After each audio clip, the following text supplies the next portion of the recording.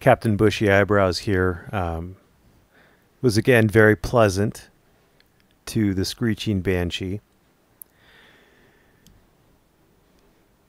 He did mislead her slightly. He said that in Massachusetts, the police can't arrest for most. I'll give him most. There are a few misdemeanors that if they occur outside of the presence of the officer can still arrest on without a warrant.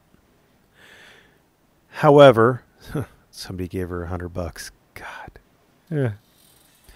However, he was misleading in that if the officers deem it worthy of arrest, what they can do is they can detain the suspect while they procure an arrest warrant. The officers did not do so in this case, probably for good reason.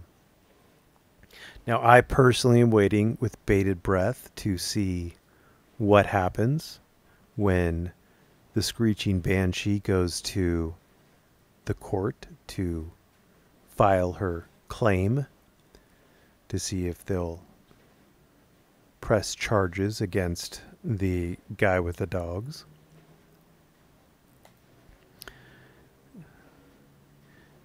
A good place to look. She read all the laws, so she's very, very sure that it's going to be assault with a deadly weapon or a dangerous weapon.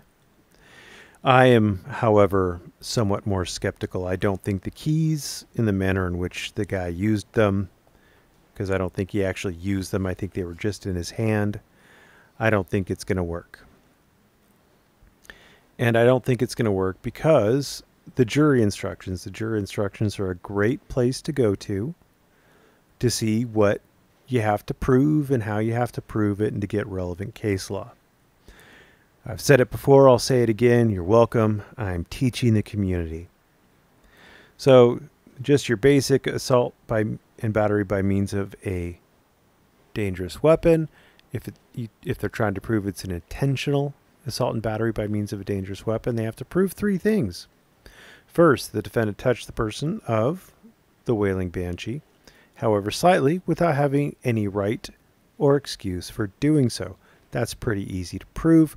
I don't know if there's an excuse for what he did. I doubt it. I'm going to go ahead and say I doubt it. I think she'll be able to prove the first element without an issue. Second element, that the defendant intended to touch the harpy. I think we'll be able to prove that too. He intended to knock her phone out of the way. That's pretty apparent by the video.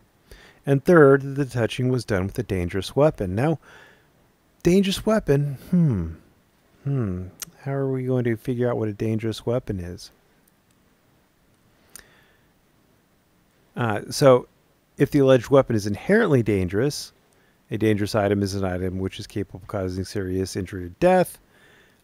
It's not inherently, the keys aren't inherently dangerous. Like a knife is inherently dangerous, a gun is inherently dangerous, a stick of dynamite is inherently dangerous. So if the alleged weapon is not inherently dangerous, an item that is normally used for innocent purposes can become a dangerous weapon if it is used as a weapon, in a dangerous or potentially dangerous fashion. Was he using his keys as a weapon? The law considers an item to be used in a dangerous fashion if it is used in a way that reasonably appears to be capable of causing serious injury or death to another person. For example, a brick can be a dangerous weapon if it is thrust against someone's head, or a pillow if it is used to suffocate someone. In deciding whether an item was used as a dangerous weapon, you may consider the circumstances surrounding the alleged crime, the nature, size, and shape of the item, and the manner in which it was handled or controlled. He had keys in his hand. His other hand was occupied with the dog leash.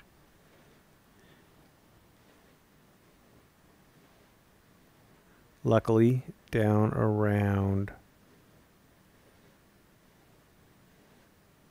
here, I've highlighted it.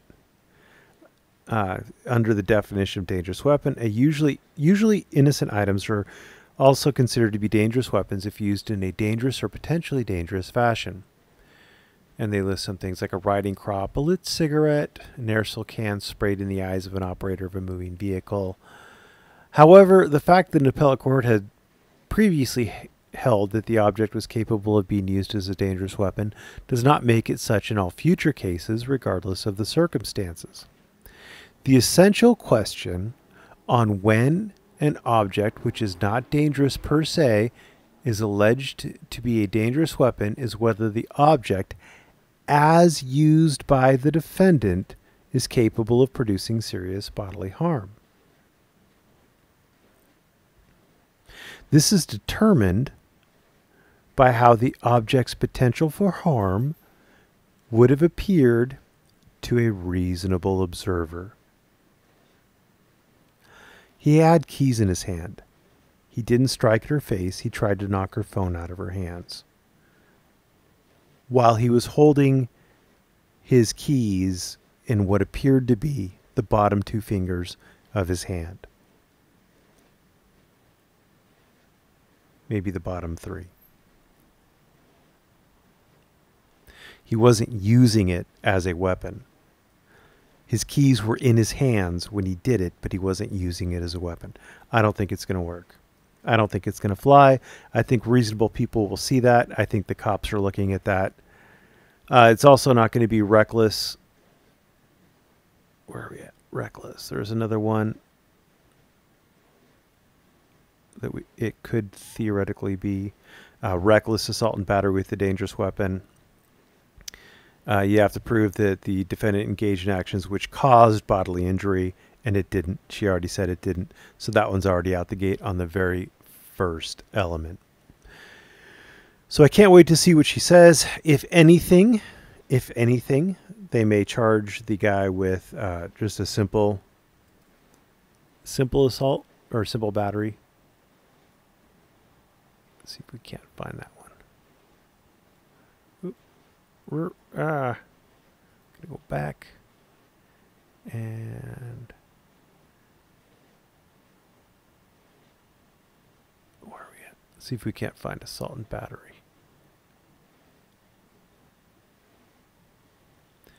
Right there. Boom. Let's see what we got to prove.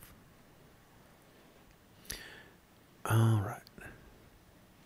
Has to prove three things. One, touch the person. That would be the harpy without having any right or excuse for doing so. Check. The defendant intended to touch the harpy. Check.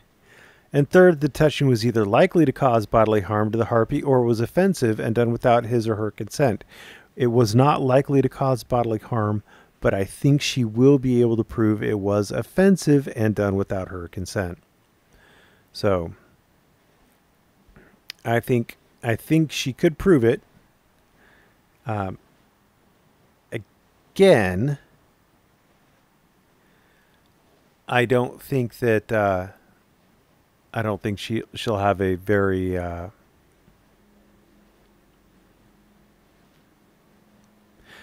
I think it's one of those things where a reasonable person is going to look at it and not really empathize with her too much on it. And I don't know that the prosecutor will actually go through with it. But, hey, you know, I could be wrong. That's just my gut feeling. I'm not saying it as an absolute. I'm saying that's my feeling on it. And we'll see how it plays out. I'm looking forward to it, and I hope you are too. Thanks for watching. Have a great night.